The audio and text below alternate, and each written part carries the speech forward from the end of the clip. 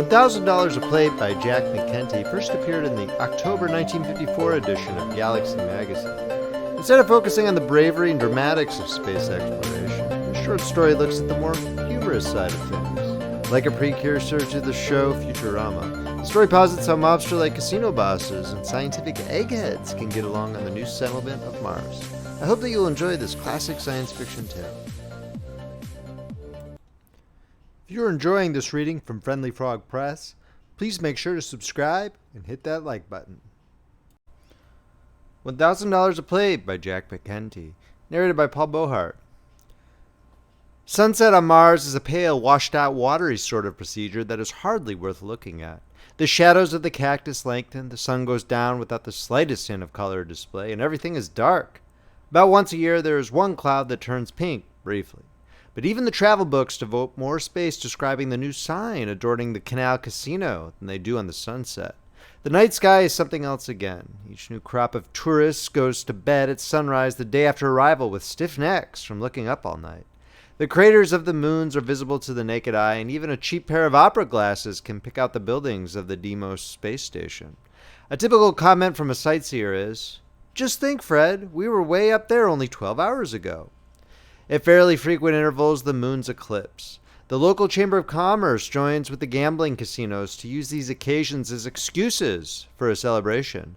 The Mardi Gras includes floats, costumes, liquor, women, gambling, and finishes off with a display of fireworks and a stiff note of protest from the nearby Mars Observatory. The day after a particularly noisy, glaring fireworks display, the top brass at the observatory called an emergency meeting. The topic was not a new one, but fresh evidence in the form of several still wet photographic plates showing out-of-focus skyrocket trails in a galaxy of first-magnitude aerial cracker explosions was presented. "I maintain they fire them in our direction on purpose," one scientist declared. This was considered to be correct because the other directions around town were oil refineries and the homes of the casino owners. "Why don't we just move the observatory way out in the desert?" a technician demanded. "It wouldn't be much of a job." "It would be a tremendous job," said Dr. Morton, the physicist.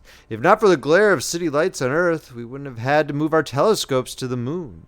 If not for the gravel falling out of the sky on the moon, making it necessary to resurface the reflectors every week, we wouldn't have had to move to Mars. Viewing conditions here are just about perfect, except for the immense cost of transporting the equipment, building materials, workmen, and paying us triple time for working so far from home. Why did you ever figure the cost of a single photographic plate? What with salaries, freight to and from Earth, maintenance, and all the rest? It's enormous." "Then why don't we cut down the cost of ruined exposures," asked the technician, "by moving the observatory away from town?" "Because," Dr. Morton explained, "we'd have to bring in crews to tear the place down, other crews to move it, still more crews to rebuild it, not to mention unavoidable breakage and replacement, which involve more freight from Earth. A $7.97 per pound deadweight. Well, you figure it out." "So we can't move and we can't afford ruined $1,000 plates?" said the scientist who had considered himself a target for the fireworks. "Then what's the answer?" The usual suggestion was proposed that a delegation approach the town council to follow up the letter of protest. A search through the past meeting's minutes showed that this had never accomplished anything up to date. A recent arrival to the observatory mentioned that their combined brain power should be enough to beat the games and thus force the casino owners, who were the real offenders, out of business. One of the scientists who had already tried that very scheme on a small scale reported his results. He proved with his tabulations that, in this instance, science, in the guise of the law of averages, was unfortunately against them. Dr. Morton rose to his feet. The other men listened to his plan, at first with shocked horror, then with deep interest, and finally in wild exultation. The meeting broke up with most of the members grinning from ear to ear. "It's lucky Dr. Morton is a physicist," said one of the directors. "No astronomer would ever have thought of that." A few days later, a modest little ad appeared in the weekly publication, What to Do in Marsport. It did not try to compete with any of the casino ads, all of which featured pretty girls, but it had a unique heading. "Free! For the first time ever, your horoscope scientifically cast by the staff of the fabulous Mars Observatory. Learn your luck, your future. Write or call Mars Observatory. No charge, no obligation." Since the horoscopes being offered were about the only things on Mars that didn't cost the tourists any money, the response was great.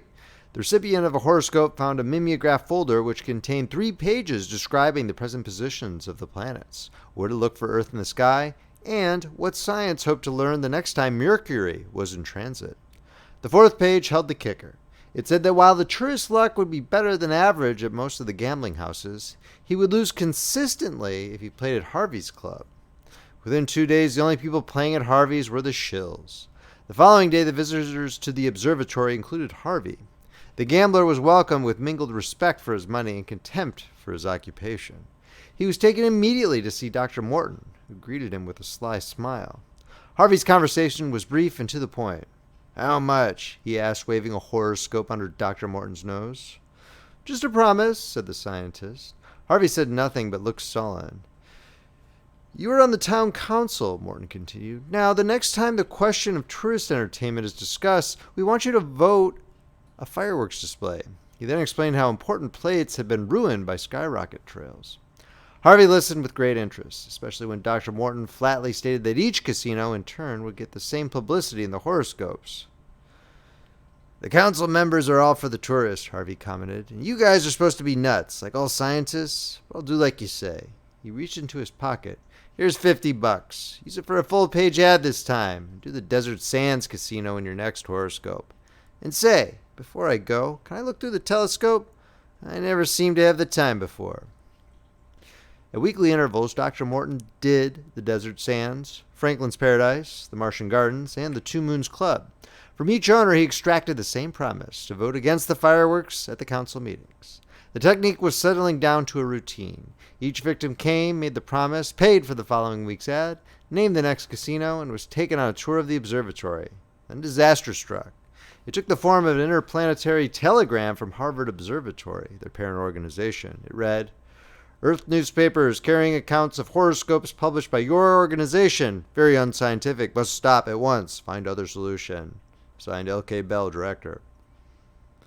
Dr. Morton was eating alone in the staff dining room when he noticed a familiar face beside him. "Harvey," he said, "guess you've come down to gloat over our misfortune." "No, Professor," said Harvey. "You've got my promise to help you boys, and I'll stick by you. It's a rotten shame, too. You just about made it. The rest of the club owners saw the writing on the wall, and we're going to cooperate with you when that telegram came. All of us got contacts in the telegraph office, so they heard about it as soon as it arrived and stayed away." Dr. Morton said, "Yes, I suppose they would. There's not much we can do now." "There are 13 members on the council," Harvey continued. "You got 5 of us. If that telegram had only come 1 day later, no more fireworks. But I got an idea." Dr. Morton pushed aside his empty coffee cup and stood up. "Let's get out in the fresh air." The town council was adding insult to injury by staging one of the biggest fireworks displays ever. It consisted of practically all skyrockets. Dr. Morton expressed wonder at their supply. Harvey explained that they were made right on Mars. He went on to tell his idea. "I was really interested in everything when you took me around the first time I was here," the gambler said. "The same goes for the other boys who saw the place. Most of us meant to come out here and look around sometime, but you people work nights, and us mostly working nights too. We never got around to it. How about arranging an exclusive tour sometime just for the club operators and their help? Then when they see everything, you could offer to name a star after them or something. If I had already promised, I'd be willing to promise, just to be able to point in the sky and say, 'That's Harvey's star.'" Dr. Morton smiled gently. "It's a wonderful idea," he said, "but I don't think it would work. Any stars worth looking at with the naked eye already have names. The only ones we could name after people are so far away that it would take an exposure of several hours just to see them on a photographic plate. You wouldn't be able to point yours out at all. Besides, Harvard Observatory wouldn't stand for this idea either. It would make as much sense to them as you naming a poker chip after me." He sighed. "But in any case, we'd like to have all the owners over sometime. It might improve relations somewhat." The two of them watched a rocket wobble all over the sky before exploding. "Let's go back inside," said the physicist. "Maybe we can arrange a tour for Sunday." Sunday afternoon, the visitors, presumably softened up by what one of the chemists thought were martinis, were seated in the lecture hall listening to Dr. Morton's concluding remarks. "One of the technicians is working on a gadget with a photocell that closes the shutter on the film when a rocket goes up," Dr. Morton was saying. "It should cut down the exposure time a great deal. Right now, every night may be significant. If the plates from any one night are spoiled, we may not be able to duplicate them for a Martian year. Mankind is preparing the first trip to another star, and the work of Mars Observatory is necessary to ensure the success of that trip. You gentlemen are rightly the leaders of Mars, and so it is up to you to decide whether or not that success will be possible." He sat down to a smattering of applause. The visitors, except Harvey, then left. "It didn't go over, Professor," said Harvey. "I know," said Dr. Morton. "That washes out that plan." He turned to the gambler. "You're the only person I can trust with this," he said. "How would you like to help me make some fireworks?" 1 week later, the two men had everything ready. That night, as quietly as possible, they moved to a position behind a fence near the skyrocket launching racks. Dr. Morton was carrying a compass, a flashlight, and a small clinometer. Harvey was struggling with two large skyrockets. He whispered, "What if we miss or they go off too soon or something?" "Nonsense, Harvey," said Dr. Morton. He busied himself with the flashlight and compass and carefully aimed one of the rockets. "You forget I am a physicist." He then aimed the other rocket and checked elevation with the clinometer. "The fuels are standard, and I worked out the trajectories on the computer. Ready with your match? These are going to explode in the canal and get everybody in the canal casino all wet." He peeked over the fence to see how the regular display was going. "Here comes their finale. Ready, set, light." Covered by the launching of the last of the official display, the two rockets arced up and away. One of them did explode in the canal, and most of the casino's patrons did get wet. But the other wobbled off to the right, landed on the roof of Harvey's bachelor home, and burned it to the ground. Dr. Morton sat numbly in front of his typewriter, staring at a letter. He couldn't seem to find the right words for what he wished to say. He tried to derive inspiration from a glossy photograph lying on the table beside him. It had what looked like another skyrocket trail on it. Before he could answer, the door opened and Harvey walked in, accompanied by two men with muscles. "I haven't seen you since the accident, Professor," he said. "I've been trying to write you a letter," said Dr. Morton, "to tell you how sorry I am about what happened. And I also have to thank you for getting that law against fireworks through the council. I'm extremely sorry it took your house burning down to convince them." "I keep my promises," said Harvey. One of the men with muscles turned the radio on, loud. "We're trying to get up a collection among the staff to help pay for your losses," said Dr. Morton. "But the director suggested a more permanent kind of remembrance." He picked up the photograph. "This will be one of the brightest objects in the sky in a few months. It won't be back again for thousands of years, but it will be around for a good while. We've just discovered it, and it is our privilege to call it Harvey's Comet." "That's nice," said Harvey. The first of the two men went around pulling down blinds. The other went in the bathroom, started filling the tub. "Well," said the physicist, looking tired and old, "I guess there's nothing more I can say." "Oh, yes, there is, Professor," said Harvey, with a sudden grin on his face. He turned to his muscle men. "You two guys cut out the comedy and bring it in now." The two men followed his instructions. "You see, Professor," the gambler continued, "I took a beating on the house. But the other club boys chipped in and made up all my losses, so I don't need your money at all. Besides, I have two things to thank for. First, I heard about the comment from one of your men. It's the nicest thing anybody's ever done for me." One of his men came back with what looked like a round candy box. "Second, that fire was the best publicity stunt I could get. It made the papers back on Earth, and all the new tourists are packing into the Harvey Club. Even the other operators are playing my tables. That's why I want you to have this." He handed Dr. Morton the box. It read, "Harvey's Club" in the center, and "Dr. Morton's Poker Chip" around the edge. Across the bottom, it said 5,000. "That's dollars in it, Professor," said Harvey. "Don't spend it all in one place." End of story.